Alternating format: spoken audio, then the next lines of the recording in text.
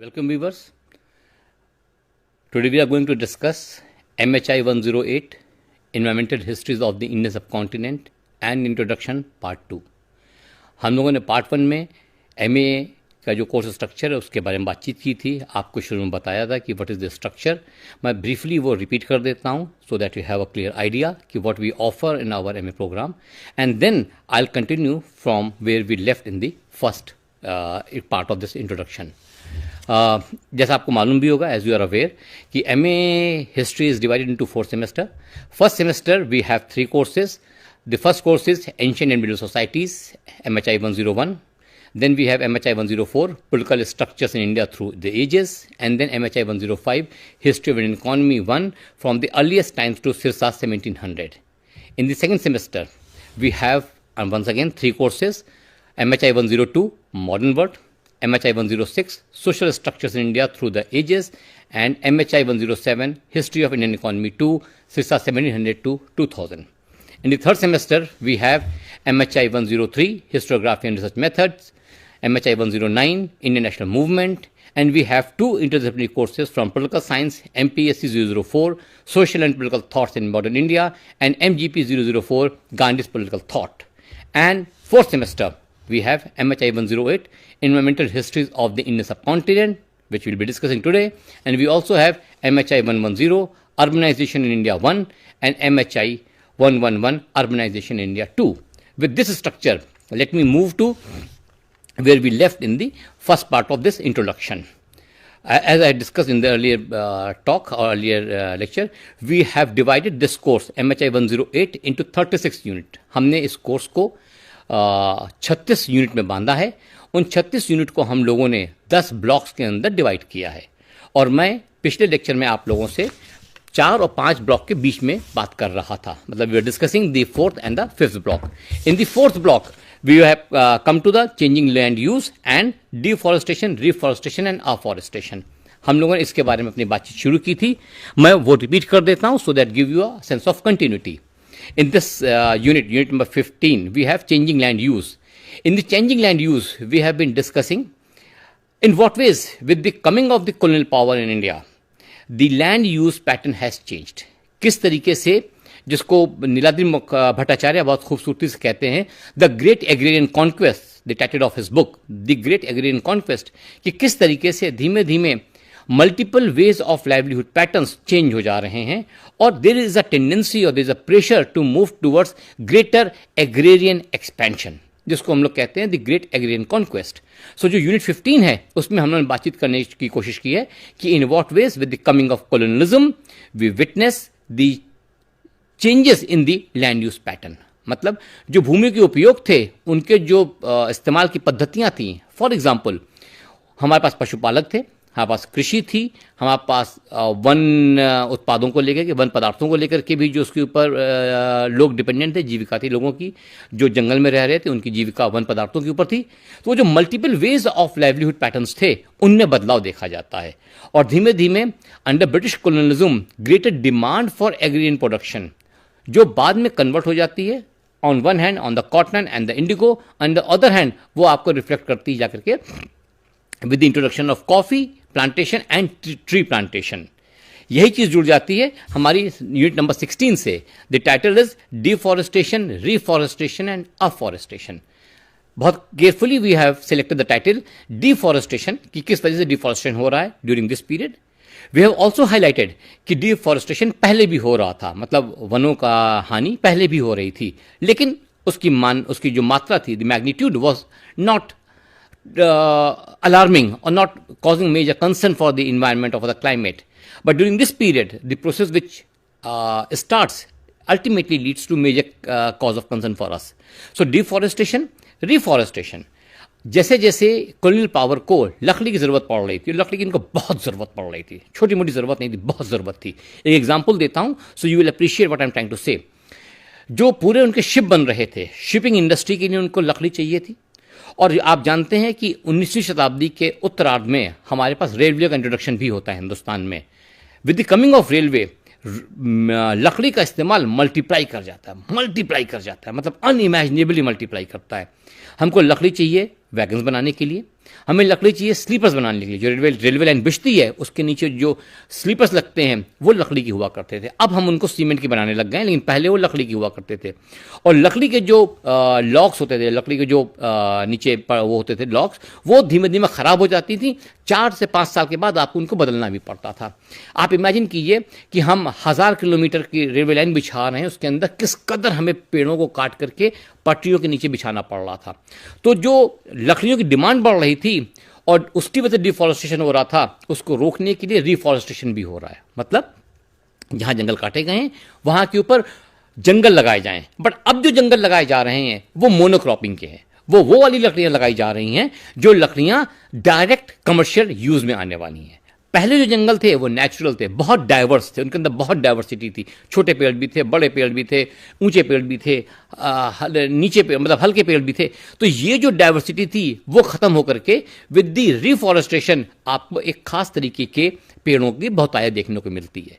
इसके साथ साथ अफॉरेस्टेशन भी चल रहा है, मतलब स्वतः लोग पेड़ों को लगाते रहे। तो ये परंपरा हमारे यहाँ बहुत पहले से चली आई है। इसको आपने एक और यूनिट में हमने डिस्कस किया सैक्रेड ग्रोव्स के रूप में, पवित्र रूपवन के रूप में, कि हमारे पास पवित्र रूपवन का पूरा ट्रेडिशन रहा है। तो afforestation was nothing new for the Indian context. So हम डिफॉरेस्टेशन, रिफॉरेस्टेशन और अफॉरेस्टेशन को संग पढ़ते हैं। इसके बाद we move to the next block और the theme 6, that is global connections, and that is very important.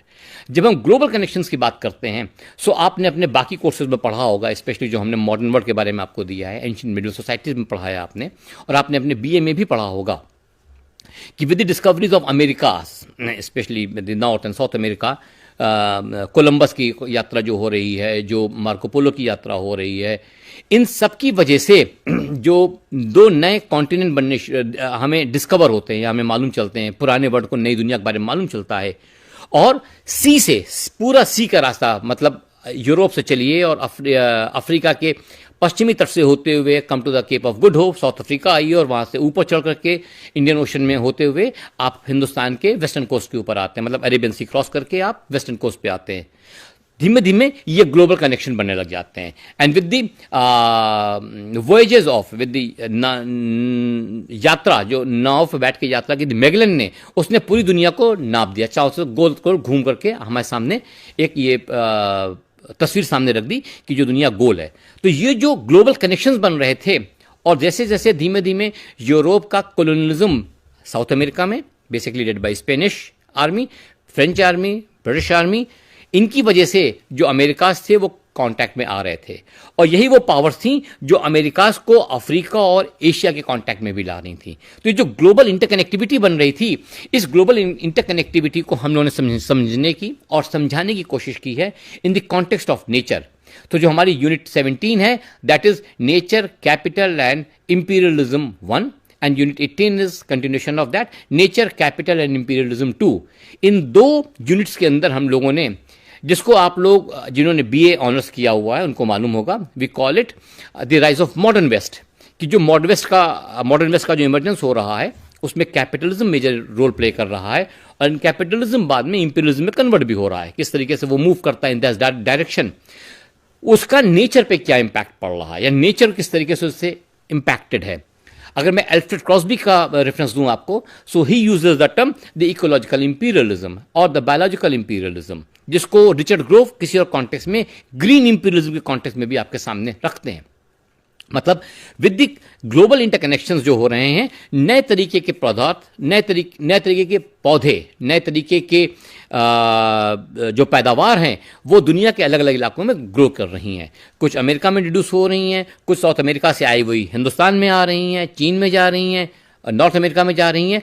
तो एक नए किस्म का इंटरैक्शन और एक्सचेंज ऑफ ट्री प्लांट भी हो रहा है। Not only tree plant, animals का भी एक्सचेंज हो रहा है, जिसको इन हिस्टोरिकल कॉन्टेक्स्ट हम लोग बायोलॉजिकल इंपीरियलिज्म या ग्रीन इंपीरियलिज्म के कॉन्टेक्स्ट में भी देखते हैं।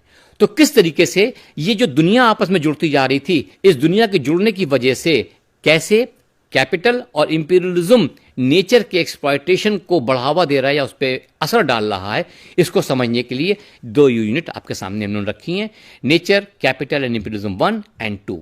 इसके बाद आती यूनिट 19 विच डिस्कसेस इंडस्ट्रियल एग्रीकल्चर। इसके अंदर किस तरीके से एग्रीकल्चर जो है, जो अब तक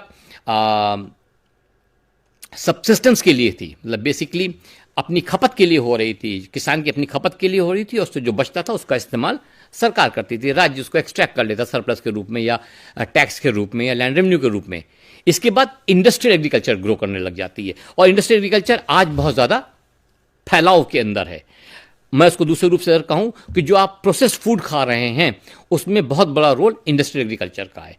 जो फार्मिंग हो रही है, जो खेती हो रही है, मतलब हम फार्मिंग को खाली सोचते हैं एनिमल फार्मिंग के लिए, लेकिन जो खेती भी हो रही है उसमें मैसिव मैकेनाइजेशन हुआ है। हम उसको हिंदुस्तान के कॉन्टेक्स्ट में with all its ill impacts green revolution के कॉन्टेक्स्ट में देखते हैं।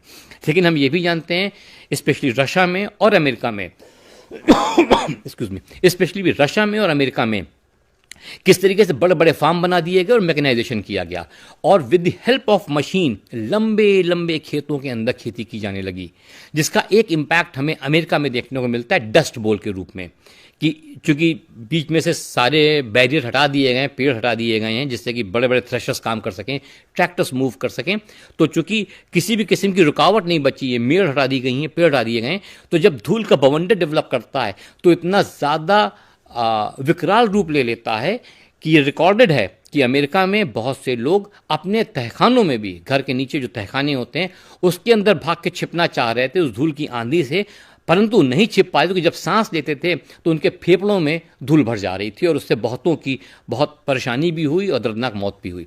तो जो मैकेनाइजेशन हो रहा है उसका जो इम्पैक्ट है, उसके अवेयरनेस के बाद भी we see the growing industrial agriculture globally. इस यूनिट में हम लोगों ने दो और इंपॉर्टेंट पॉइंट डिस्कस किए हैं, जिसको बाद में भी हम लोगों ने इलेबोरेट भी किया है, बट यहां रेफरेंस के लिए आपको बता दूं। One is the use of the fossil fuel, कि किस तरीके से फॉसिल फ्यूल, जिसको आप कोयला कहते हैं और बाद में पेट्रोल के रूप में देखते हैं और फिर गैस के रूप में देखते हैं, उनकी वजह से ग्लोबल ट्रांसपोर्टेशन बढ़ जाता है और इंटरकनेक्टिविटी बहुत ज़्यादा बढ़ जाती है। तो जो यहाँ का माल है वो वहाँ जाने लगता है। इस प्रोसेस को समझने में किस तरीके से रेफ्रिजरेशन बहुत इंपॉर्टेंट रोल प्ले करता है। With the coming of refrigeration, फिर ट्रक्स रेफ्रिजरेटेड होने शुरू हुए, फिर बड़े बड़े शिप्स जो हैं रेफ्रिजरेट होनी शुरू हुई, हवाई जहाज़ में रेफ्रिजरेशन का शुरू हुआ, जिसको हम कहते हैं एयर कंडीशनिंग और वाताकूलन। उसके संग संग सॉरी डीप फ्रीजर भी इस्तेमाल होने शुरू हुए, and with the deep freezer अब पेरिशेबल गुड्स को भी, जो खराब हो सकता है सामान, उसको भी लॉन्ग डिस्टेंसेस ट्रांसपोर्ट किया जाने लगा। तो इंडस्ट्रियल एग्रीकल्चर बहुत क्लोजली इंटीग्रेटेड है with the capitalism, imperialism and the use of fossil fuel, जिसको समझने के लिए हम लोग आगे भी डिस्कस करते रहेंगे। इसके बाद यूनिट जो हमारी आती है, जो थीम है हमारी, that is unit theme 7, control and conservation of nature. इसको लेके बहुत बातचीत होनी है इन द कॉन्टेक्स्ट की अब नेचर पे कंट्रोल करने की बात हो रही है। अभी तक नेचर के संग रहने की बात हो रही थी, अब नेचर को कंट्रोल करने की बात हो रही है। तो हमारी यूनिट 20 जो है वो loss of livelihood and migration की बात करती है।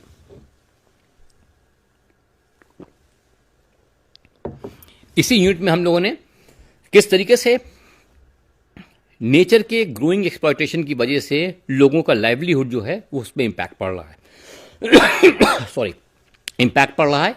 माइग्रेशन बहुत पहले से होते रहे, ऐसा नहीं कि माइग्रेशन कोई नई चीज़ है, but migration was seasonal. Migration at times were forced also, मतलब इंडस वैली खाली होती है, पूरी की पूरी सिविलाइजेशन खाली होती है, तो माइग्रेशन तो वहाँ से हुआ है। लेकिन अब जो माइग्रेशन हो रहा है वो माइग्रेशन मानव जनित कारणों से हो रहा है। Human induce factors are responsible for the migration in this period, जिसकी बात हम लोग अब कर रहे हैं, early modern and the modern period. जिस लॉस ऑफ लाइवलीहुड की वजह से भी माइग्रेशन हो रहे हैं। एट टाइम्स नेचर इंपॉर्टेंट है, नेचर इंपॉर्टेंट रोल प्ले कर रहा है, and most of the times it is human induced. हमने इसमें केस स्टडी के रूप में अमेजॉन के बारे में बातचीत की है आप लोगों से, जिससे कि आपकी समझ में आया कि किस तरीके से excessive exploitation of natural resources की वजह से धीमे धीमे हमारा लॉस ऑफ लाइवलीहुड हो रहा है, and which leads to migration. जो अपने खेतों के अंदर किसान थे वो लैंडलेस लेबरर बन के या वर्कर बन के आपको शहरों में नजर आने लगे। So there is a whole loss of livelihood patterns, जिसकी बात हम लोगों ने इस यूनिट में की है। यूनिट 21 फॉरेस्ट कंजर्वेशन की बातचीत कर रही है। हम लोगों ने जो डिफॉरेस्टेशन, रिफॉरेस्टेशन, अफॉरेस्टेशन की बातचीत की थी, उसको मॉडर्न इंडिया कॉन्टेक्स्ट में किस तरीके से फॉरेस्ट कंजर्वेशन इंपॉर्टेंट है, इसकी जो पूरी पॉलिटिक्स है, इसकी जो पूरी पॉलिसीज हैं, दोनों का डिस्कशन हम लोगों ने इस यूनिट के अंदर किया है। Unit 22 basically deals with the national parks and zoological parks. Environmental understanding में या सोसाइटी की इन्वायरमेंटल अंडरस्टैंडिंग में नेशनल पार्क और जूलॉजिकल पार्क्स बहुत इंपॉर्टेंट रहे हैं। इन दैट सेंस कि किस तरीके से डायवर्सिटी ने यूनिट 24 में कहा है, इरिगेशन, खेती सिंचाई के लिए कैसे यूज हो रहा है, और सिंचाई का एक खास माध्यम अंग्रेजों ने शुरू किया था, कैनाल कॉलोनीज बनाई थी कि स्पेशली पंजाब के इलाके के अंदर, specially the western Punjab and the southern Punjab के अंदर बाकायदा कैनाल से पानी ले जाया गया, और कैनाल से पानी ले जाया गया उस इलाके में जहां के ऊपर पॉपुलेशन बहुत कम थी, तो वहां पे कॉलोनीज बनाई गई, ह्यूमन कॉलोनीज बनाई गई, और वहां लोगों को सेटल किया गया। तो जो पूरा पंजाब आज आप देखते हैं, इसका कैरेक्टर चेंज होता है during this period with this settlement of new kind of people. जो लोग वहां पहले रह रहे थे, बेसिकली पैस्टोरलिस्ट, पशुपालक, उनको डिस्प्लेस किया गया, उनको हटाया गया, वो बाहर किए गए, और उनकी जगह एक नया डोमिनेशन ऑफ न्यू पॉपुलेशन देखने को मिलता है, और जो सोशल रिलेशंस हैं वो भी रीडिफाइन हो रहे हैं। तो canal colonies in that is very important. कैसे इरिगेशन लैंडस्केप को बदलता है, वहां पे खेती शुरू हो जाती, जो इलाका आमतौर के ऊपर शुष्क था, और खेती करने के लिए और खेती होने की वजह से न्यू क्लासेस इमर्ज, और उन क्लासेस की जो पॉलिटिक्स है, जो उनकी इकोनॉमिक्स है, उसका डिस्कशन हम लोगों ने इस यूनिट में किया है। Next unit is unit 25, wetlands, जिसके अंदर अलग अलग किस्म के जो पानी की व्यवस्थाएं हैं उनको डिस्कस करने की कोशिश की है। तालाब हो सकते हैं, टैंक हो सकते हैं, झीलें हो सकती हैं। ये जो कुछ नेचुरल हैं, कुछ मैन मेड हैं, ये किस तरीके से ह्यूमन हैबिटेशन को प्रभावित करती हैं, ह्यूमन सोसाइटी को इन्फ्लुएंस करते नहीं हिंदुस्तान के कॉन्टेक्स्ट में, और इनकी एक लंबी परंपरा आ रही है। हमें अशोक के ज़माने से एविडेंस रुद्रदमन के ज़माने से एविडेंस मिलने लग जाती है कि किस तरीके से जो वेटलैंड्स हैं उनको कंजर्व किया जा रहा है। वेटलैंड्स के अंदर अलग अलग किस्म के आपको जो पशु पक्षी भी देखने को मिलते हैं, उनका क्या रिलेशनशिप रही है, उसको भी एग्जामिन करने की कोशिश की है। और क्या जो मैन मेड हैं वो कहाँ बनाए गए, क्यों बनाए गए, कैसे बनाए गए, और कैसे उन्होंने उस जगह के लैंडस्केप को प्रभावित किया, इसको समझाने के लिए हमारी unit 25 deals with the wetlands.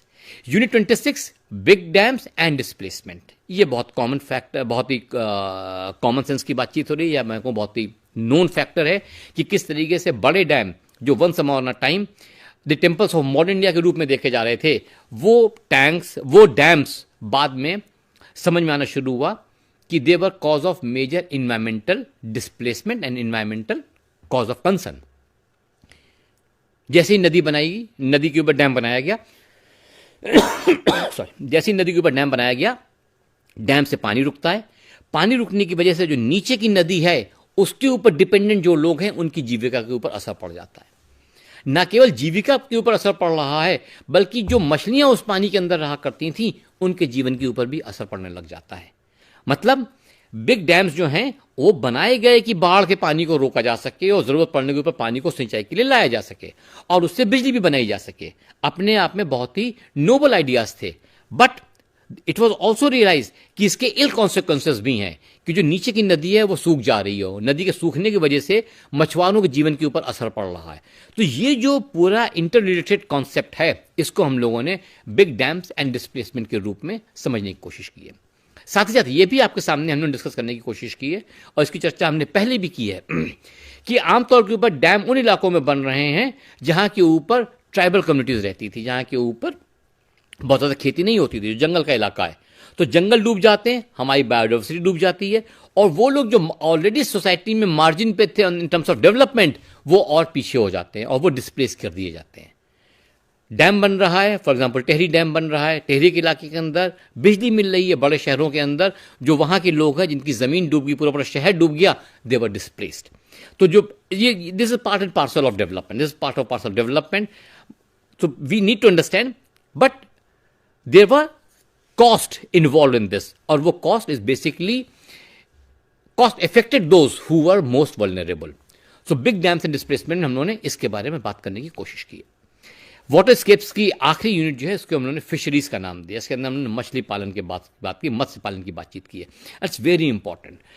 मछली मानव समाज में बहुत इंटीग्रल रूप से जुड़ी रही है, symbolically also, culturally also and materially also. खाने का बहुत बड़ा साधन रही है। बहुत कम लोग जानते होंगे कि वेल मछली का शिकार किया जाता था, मांस के लिए कम किया जाता था, बल्कि उसका जो फैट होता था उस फैट से मोमबत्तियां जलाई जाती थी। सो यूरोप में बड़ी गहरी परंपरा डेवलप हो गई थी जहां पे वेल का शिकार करके उसके फैट से घर के अंदर रोशनी का इस्तेमाल किया जाता था। फिश समुद्र में भी हैं, फिश नदियों में भी हैं। नदियों में जो फिश उनमें बहुत वैरायटी भी मिलती है। तो नदियों के फिश का जो इतिहास है उसको कैप्चर करने की कोशिश हम लोगों ने इस यूनिट में की है, फिशरीज की, किस तरीके से मत्स्य पालन अपने आप में लाइवलीहुड का एक पैटर्न भी रहा है, साथ ही साथ मत्स्य पालन अपने आप में एक पूरी पूरी टेक्निक को भी रिप्रेजेंट करता है कि कैसे मछली पकड़ी जाएगी, कैसा जाल डाला जाएगा, छोटी मछली पकड़नी है, बड़ी मछली पकड़नी है, हमें केकड़ा पकड़ना है, हमें श्रिम्प पकड़नी है, हमें मतलब क्या चीज़ पकड़नी है, उसके हिसाब से हमें अपना जो पूरा जाल है वो बुना जाएगा। जाल ऐसे मौसम में डाला जाएगा जब वो वाली मछली की बहुतायत होती है, जब ज्वार भाटा आ रहा है, जब ज्वार चढ़ रहा है तब आप डाल देते हैं, जब पानी रिसीड करता है तो मछली आ जाए। ये जो ट्रेडिशनल नॉलेज है फिशरीज को जुड़ी हुई, ये वाटर स्केप्स की भी ट्रेडिशनल नॉलेज हमारे पास है। तो इसको डॉक्यूमेंट करने की कोशिश हम लोगों ने यूनिट 27 के अंदर की है कि किस तरीके से मछलियां जो हैं अपने आप में बहुत इंपॉर्टेंट फूड का सोर्स भी रही हैं, मछलियां अपने आप में कल्चरली बहुत इंपॉर्टेंट रही हैं। मैं एग्जांपल दे सकता हूं कि उत्तर प्रदेश की सरकार का जो सिंबल है उसमें 2 मछलियां बनी हुई हैं। और मछली आप सब जानते हैं, बहुत से लोगों के घरों में जब होता है कि किसी महत्वपूर्ण काम पर जा रहे हैं तो घर में कहा जाता है दही मछली। तो मछली को बहुत पायस भी माना गया है, बहुत पवित्र भी माना गया है। अगर हम वेद पुराणों की बात करें तो वहाँ के ऊपर मत्स्य अवतार की बातचीत भी की गई है कि जो evolution of evolution of earth देखा जा रहा है उसमें वन ऑफ द इनकारनेशन, एक अवतार मत्स्य अवतार के रूप में भी है। तो fish has been very culturally integrated with the Indian civilization, Indian society, जिसकी बातचीत हम लोगों ने इस यूनिट के अंदर बांधने की कोशिश की है। और ये इसलिए भी इंपॉर्टेंट हो जाता है क्योंकि फिश से जुड़ी हुई बहुत से टैबूज भी हैं। बहुत सी कम्युनिटीज फिश नहीं खाती हैं, बट बहुत सी कम्युनिटीज फिश खाती भी हैं। तो किस तरीके से हिंदुस्तान में ये कल्चरल डाइटरी डाइवर्सिटी देखने को मिलती है, आप समझ सकते हैं with the study of fisheries कि जो समाज समुद्र किनारे है वहाँ फिश बहुत इंटीग्रल पार्ट रहा है, जो समाज नदी किनारे है वहाँ फिश बहुत इंटीग्रल पार्ट रहा है। तो जहाँ जहाँ टैबू लगा है वो लोकल कंसिडरेशन हो सकता है, बट कोई सेल्फ डोमिनेंट या एक पद्धति भोजन के रूप में देखने को नहीं मिलती है। तो इसलिए ज़रूरी है कि हम फिश की गहराई से अलग अलग क्षेत्रों में अध्ययन करने की कोशिश करें। फिश कैसे पकड़ी जाती थी, इसको हम लोगों ने थोड़ा सा अंत में ये भी डिस्कस करने की कोशिश की है कि with the mechanization of fisheries, कि जब बड़े बड़ी शिप्स के सहारे, ट्रॉलर्स के सहारे फिश पकड़ी जाने लग गई, उसके क्या नुकसान होने शुरू हुए और किस तरीके से लोकल मछुआरों ने प्रोटेस्ट किया और बाकायदा मूवमेंट किया और मूवमेंट करके ये कहा कि ये जो ट्रॉलर्स हैं इनको रोका जाए। रिवर कोलंबस के ऊपर एक स्टडी है रिचर्ड वाइट की, द ऑर्गेनिक मशीन, जिसके अंदर उन्होंने किस तरीके से मछली पालन पे असर पड़ रहा है with the coming of trollers, या जो मशीनों के सहारे फिशिंग की जा रही है, उसकी चर्चा उन्होंने अपनी किताब द ऑर्गेनिक मशीन के अंदर की है। तो इन चीज़ों को समझने के लिए हम लोगों ने यूनिट 29 फिशरीज में बात की है। इसके बाद जो हमारा थीम आती है that is theme 9 urban spaces, इसके बारे में और इसके बाद की जो ब्लॉक्स हैं उसके बारे में हम लोग चर्चा इसी कोर्स के इंट्रोडक्शन के पार्ट 3 में आपसे करेंगे, जहां के ऊपर हम यूनिट 28 से यूनिट 36 के बारे में समरी आपके सामने रखेंगे। मैं ये कह सकता हूं और आपने भी ये बात गौर की होगी कि हम लोगों ने एंशिएंट टाइम से लेकर मॉडर्न टाइम्स और नेचर के अलग अलग पहलुओं को मानव समाज के सहारे से समझने के लिए जो इतिहास है उसको इस कोर्स में बांधने की कोशिश की है। और ये भी कोशिश की जा रही है इस कोर्स के सहारे कि इन्वायरमेंटल हिस्ट्री के नए नए डायमेंशंस आपसे शेयर किए जाएं, आपके सामने रखे जाएं, जिससे कि नए तरीके की रिसर्चेस आए, not only at the Indian level but on the global level and regional level आपके सामने नजर आए। बहुत बहुत शुक्रिया।